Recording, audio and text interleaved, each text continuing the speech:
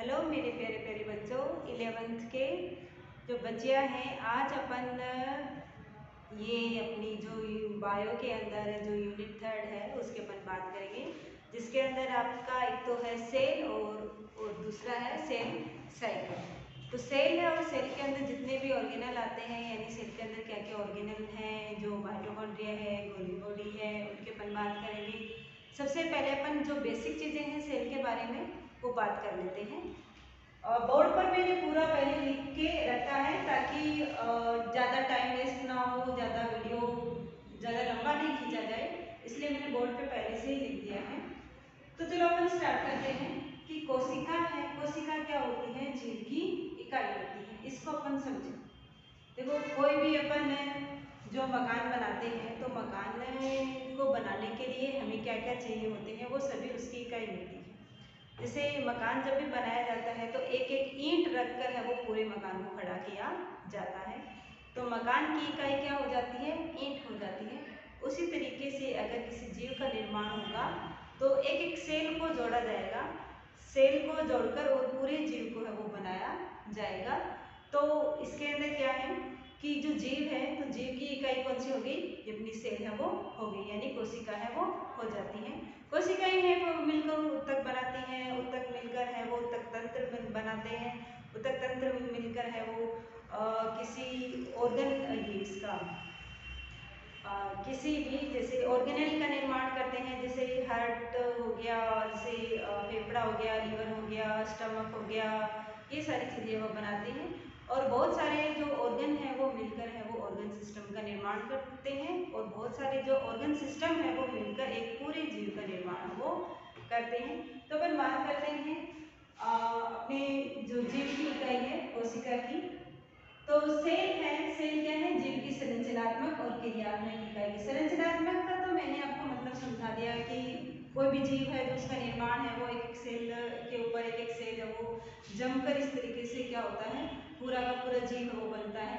क्रियात्मक से क्या मतलब है कि सेल है वो काम भी करेगी, यही नहीं है कि वो उस जीव का निर्माण करेगी, बल्कि बहुत सारे जो काम होने होंगे, जैसे श्वसन से रिलेटेड जो काम है, किसी का श्रावण करना है, कोई पार्ट बनाना है, कोई उत्पाद बनाना वगैरह होता है, वो कोशिका का ही काम होता है। तो कोशिका संरचना भी बना रही किसी जीव की, और उस जीव में जितने भी काम जो संपन्न होने वाले हैं वो सारे के सारे काम है वो एक कोशिका में होने होते हैं। तो कोशिका क्या होती है? जीव की संरचनात्मक और क्रियात्मक इकाई। फिर उसके अपन बात करते हैं खोज की कि इस कोशिका की खोज किसने की कि ये कोशिका क्या है क्या नहीं है। तो सबसे पहला नाम आता है रॉबर्ट हुक का। इन्होंने जो कोशिका की खोज की थी वो मरी हुई कोशिका थी, और किसमें खोज की थी? कॉर्क में। कॉर्क क्या होता है कि जो ये जो बर्फ का गोला बनाते हैं ना, ये क्या करते हैं, जो कलर की बोतलें रखते हैं और एक लिक्विड भरा होता है जो अलग अलग कलर की होती है, जिसमें रेड कलर, पीला, फिर वो गोला बनाकर उसको अपन डाल के देते हैं। तो वो क्या करते हैं, जो बोतल होती है कांच की, उसको ऊपर ढक्कन नहीं रखते, बल्कि वो एक लकड़ी का टुकड़ा उसके अंदर धस के रखते हैं। वो लकड़ी का टुकड़ा ही कॉर्क होती है। तो लकड़ी का टुकड़ा एक्चुअल में जो लकड़ी का जो टुकड़ा है उसके अंदर जो सेल है वो मर गई है, ठीक है। तो वो मरी हुई कोशिकाओं की खोज किसने की थी? रॉबर्ट हुक की थी, और नाम दिया था सेल। सेल का जो होता है, हिंदी में इसे बोलते हैं प्रकोष्ठ, ठीक है। प्रकोष्ठ मतलब एक छोटा छोटा कोष्ठक। तो ये जो रॉबर्ट ब्राउन है, रॉबर्ट जो हुक है, इन्होंने क्या देखा कि इस तरीके से ऐसे ऐसे छोटे छोटे प्रकोष्ठ थे वहां पे कॉर्क में, इनको कुछ इस तरीके की स्ट्रक्चर दिखाई दी, प्रकोष्ठ है वो दिखाई दी। तो इनको उन्होंने बोला प्रकोष्ठ, और प्रकोष्ठ क्या है? सेल। तो इस तरीके से कोशिका की खोज हुई। फिर बाद में आते हैं एंटोन वॉन ल्यूवेनहॉफ। इन्होंने जीवित कोशिका की खोज की थी। रॉबर्ट ब्राउन है, उन्होंने केंद्र की खोज की है। फिर अपन आते हैं सेल थ्योरी की, कोशिका सिद्धांत। कोशिका सिद्धांत के अंदर अपन अलग अलग साइंटिस्ट को पढ़ेंगे जो उन्होंने अलग अलग तरीके से अपना कोशिका सिद्धांत को दिया है।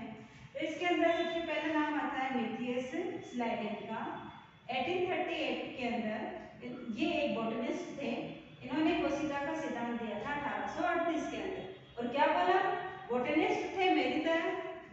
करते थे, प्लांट का अध्ययन करते थे, प्लांट से रिलेटेड जो भी है वो सारा काम वो करते थे। तो उन्होंने क्या बोला कि पौधे विभिन्न प्रकार की सेल से मिलकर बने हुए होते हैं, बस इतना बोल दिया। फिर उसके बाद आते हैं थियोडोर स्वान, 1800 ये 39 की बात है। तो ये जूलॉजिस्ट थे। जूलॉजिस्ट मतलब जीव जंतु, जो जंतु वगैरह हैं उनकी स्टडी करते थे। तो उन्होंने क्या बोला कि जो सेल है और सेल के बाहर एक पतली परत मिलती है, जैसे ये कोशिका है और कोशिका का ये केंद्रक है, ये और भी ऑर्गेनल्स होंगे, तो ये बाहर सबसे बाहर वाली एक परत मिलती है। क्या होता है कि जो जंतु है और जो जंतु की कोशिका है वो किसी न किसी परत से आबद्ध होगी, तो उस परत का क्या नाम है जो सबसे बाहर मिलती है, उसका नाम दिया उन्होंने कोशिका झिल्ली, सेल मेम्ब्रेन। और उन्होंने जूलॉजी के अंदर यानी उन्होंने ये जूलॉजिस्ट थे ही, उन्होंने जंतु की कोशिका का तो अध्ययन किया ही किया, उन्होंने प्लांट टिश्यू का भी अध्ययन किया। प्लांट ऊतक के अंदर वो क्या देखते हैं कि प्लांट ऊतक है वो प्लांट सेल से मिलकर बने हुए होते हैं। और प्लांट सेल में उन्होंने क्या खास बात देखी कि प्लांट सेल में भी एक बाहरी परत होती है, प्लांट की जो कोशिका है उसके अंदर भी क्या होती है, बाहरी परत होती है, लेकिन वो बहुत टफ स्ट्रक्चर होती है, बहुत ज्यादा मोटी होती है। इसकी तुलना में जो जंतु कोशिका है इसकी तुलना के अंदर ये वाली जो परत है प्लांट के अंदर जो मिलने वाली बाहरी परत है ये काफी मोटी होती है और इसका नाम दिया उन्होंने कोशिका भित्ति, सेल वॉल। और ये भी कहा कि सेल वॉल का मिलना प्लांट का एक विशेष लक्षण होता है, यानी प्लांट की जो सेल्स है उनके ऊपर जो बाहरी परत है वो सेल वॉल होती है और सेल वॉल सिर्फ और सिर्फ प्लांट सेल के अंदर देखने को मिलती है, बाकी कोई भी जीव जंतु हो उनके अंदर देखने को नहीं मिलती है। हाँ, एक बैक्टीरिया के अंदर जरूर मिलती है, बैक्टीरिया के अंदर भी सेल वॉल होती है। तो बैक्टीरिया और प्लांट को छोड़कर बाकी में किसी में भी सेल वॉल है वो नहीं मिलती है। उसके बाद एक और आया साइंटिस्ट जिसका नाम है रुडोल्फ विर्चोव, 1855 की बात है बेटा। उन्होंने क्या किया, उन्होंने अपनी स्टडी की और स्टडी करने के बाद बताया कि कोशिकाएं हैं वो विभाजित भी होती है। विभाजित यानी एक से एक विभाजित होकर ये दो भी बनाती हैं और फिर दो से ये चार भी बनाती हैं और फिर कंटिन्यू ये बनाती रहती हैं। और ये भी बोला कि ये जो नई कोशिका बन रही है ये अपनी पूर्ववर्ती कोशिका से बन गई है, यानी ये जो नई कोशिका आपको दिखाई दे रही है इसके ऊपर जो पूर्ववर्ती कोशिकाएं हैं उनसे निर्माण का होता है। और अपनी ही भाषा में बोला ओमेनी सेलुला ई सेलुला, ठीक है, उनकी एक भाषा होती है, उस भाषा में उन्होंने बोला ओमेनी सेलुला ई सेलुला। वर्तमान में मतलब अलग अलग थ्योरी निकल के आ रही है, तो क्यों ना बच्चों के लिए हम इसको कंबाइन कर दे, एक साथ में वो इसको बना लें। तो वर्तमान में जो सेल थ्योरी है वो क्या निकल के आती है, क्या इसके पॉइंट है वो समझने की कोशिश करते हैं हम यहाँ पे। ये जो जितने भी इन्होंने अपने जो स्टेटमेंट दिए थे उन सभी को शामिल किया है वर्तमान की जो सेल थ्योरी है। क्या कहा है, पहला पॉइंट है सभी जीव है वो सेल व सेल के उत्पाद से मिलकर बने होते हैं, कि सभी जीव वो सेल से मिलकर बने और सेल के काफी सारे उत्पाद होते हैं, सेल डिवाइड करती करती उत्पाद बनाती रहती है, उनसे मिलकर बनी होती है। और सभी जो नई सेल है वो अपनी पूर्ववर्ती कोशिका से मिलकर बनी होती है। तो ये कोशिका का सिद्धांत आपके सामने आता है।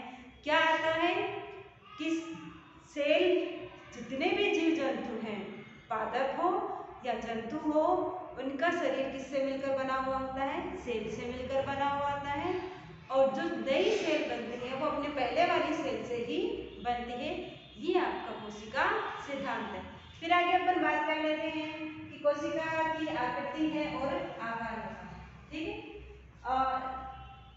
दुनिया भर में जितनी भी कोशिकाएं मिलती है, जो बैक्टीरिया की हो, फंजाई की हो, बाकी और प्लांट की हो, एनिमल की हो, सभी कोशिकाओं में आकार और आकृति में विभिन्नताएं पाई जाती है। तो अपन बात कर लेते हैं कि सबसे बड़ी कौन सी है, सबसे छोटी कौन सी है, ह्यूमन के अंदर पाई जाने वाली सबसे बड़ी कौन सी है, सबसे छोटी कौन सी होती है, किसका आकार कितना है, वो अपन बात कर लेते हैं।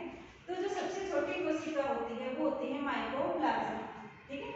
माइकोप्लाज्मा की जो माइकोप्लाज्मा खुद है वो एक सेल से मिलकर बना होता है, वो है 0.3 माइक्रोमीटर लंबी इसकी सेल होती है।